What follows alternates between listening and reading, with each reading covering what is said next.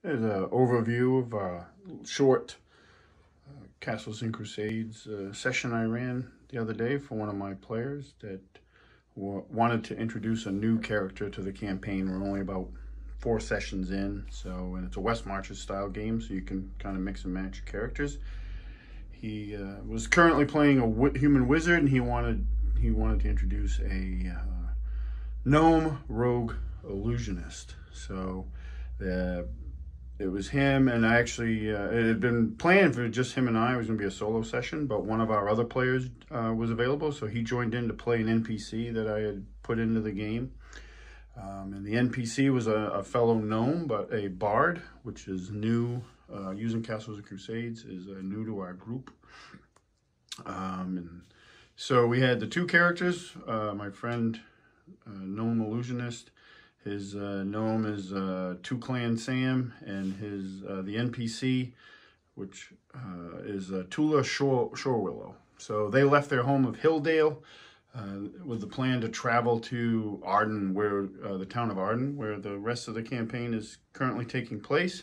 The reason for that is Two-Clan is a locksmith by trade, so he had been commissioned by one of the dwarves in Arden to commission this very expensive lock, and he was bringing it there. He was also his mentor in the illusion magic is also tasked him with bringing a package of spell components to the wizard of Arden, a guy named Cyan McMurrow. And so they left and departed. This was going to take them 4 days to travel by foot. The first day was pretty uneventful. They traveled through the hill country where Hilldale is located into the forests of Homewood.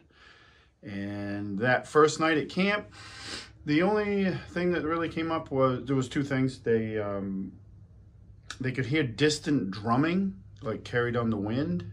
They weren't sure what that was from, but it was to the south of them.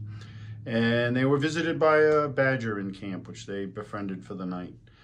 The next day, they packed up their camp that morning, continued east towards Arden, until cutting through the forest until they hit the river Invis. And when they hit the river, they came across a goblin scout, and battle quickly ensued. More goblins tried to come from across the river, but they dealt with these goblins pretty quickly. Two-Clan did a good job of hiding and then backstabbing one goblin, and then they used their, there was a second goblin that had hid that they didn't see, and they ended up fighting them, defeated that one. There was 3 goblins coming across the river at them. But they used some of their innate gnome abilities, like ghost sounds and stuff like that, to make it sound like a warband of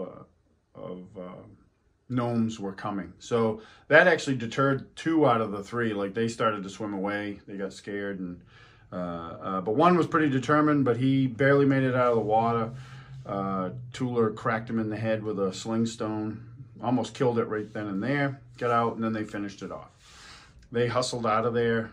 And made another day's worth of travel and through the forest following the river. But knowing that there was more goblins in the area, they decided not to they wanted some distance between them and the river, so they went back into the woods and started just far enough so they could hear it and use it as a guide for directions, because the river Invis flows directly to Arden. And then dumps out into Lake Morwell, which is what Arden sits on the shore of. The second night of camp, they did a good job making a little more defensible camp, but they were set upon by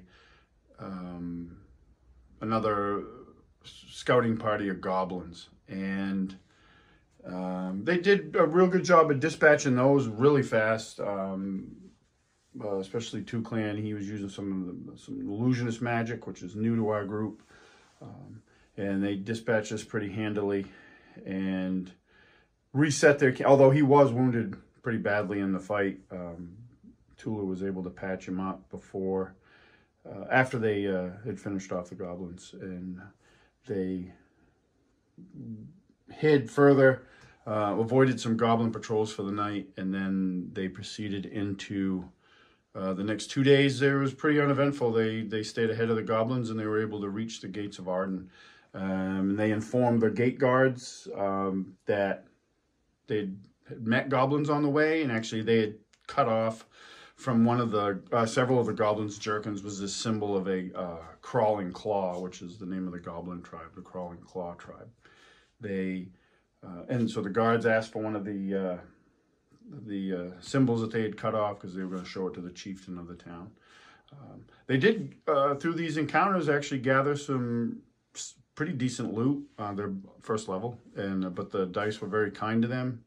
And I also kind of ignored the GP limit, because I did in the first goblin encounter, which rolled randomly for treasure, and they came up with a magical dagger, and which Tula actually gave to Tula to use, because he's really good with backstabbing.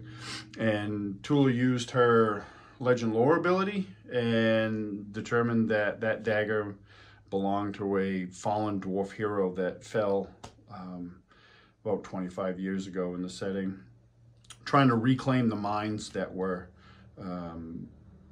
pretty important to the town of Arden at one time, but they fell to the goblins, and they've never been able to reclaim them. And this dwarf, his name was Durgan Ironhelm, and they believe that was his dagger.